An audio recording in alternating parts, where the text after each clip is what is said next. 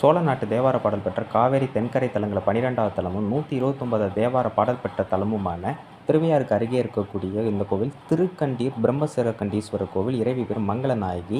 இந்த கோவில் 8 வீரத்தலங்கள் ஒன்றும், திருவையாறு சுற்றி இருக்கக்கூடிய 7 அதாவது சப்தஸ்தான தலங்கள் இதுவும் ஒன்று. சம்பந்தர் ஒரு பதிவும், அப்பர் ஒரு பதிவும், சுந்தரர் ஒரே ஒரு பாடல் படித்த பிரம்மனோட தலையை அறுத்த காரணத்தால், அதாவது 5வது தலைக்கு அறுத்த காரணத்தினால் பிரம்மசிரகண்டீஸ்வரர்னு இவருக்கு பேர். பிரம்மனுக்கு தனிச்சன்னதி கொண்ட கோவில்.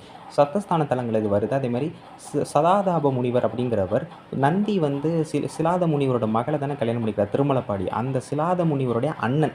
அந்த வகையில் இந்த சதாதாப முனிவர் இந்த கோவிலில் இருக்கிற காரணத்தினால நந்தியோட கல்யாணம் திருமலப்பாடியில் நடக்கும்போது இந்த கோவிலில் தங்குவாங்களாம். அப்போ இந்த கோவிலில் கட்டுச்சோறு, அதாவது இந்த புளி சாதம் அதே மாதிரி தயிர் சாதம் கொடுத்து மணமகனுக்கு இந்த சதாதாப முனிவர் கொடுத்து அனுப்புகிற வழக்கம் இன்னைக்கு வரைக்கும் இந்த கோவிலில் சித்திரை மாதத்தில் நடைபெறுது. சதாதாப முனிவருக்கு காளகத்தி அமைப்பில் உள்ள இறைவனாக காட்சி கொடுத்தார்.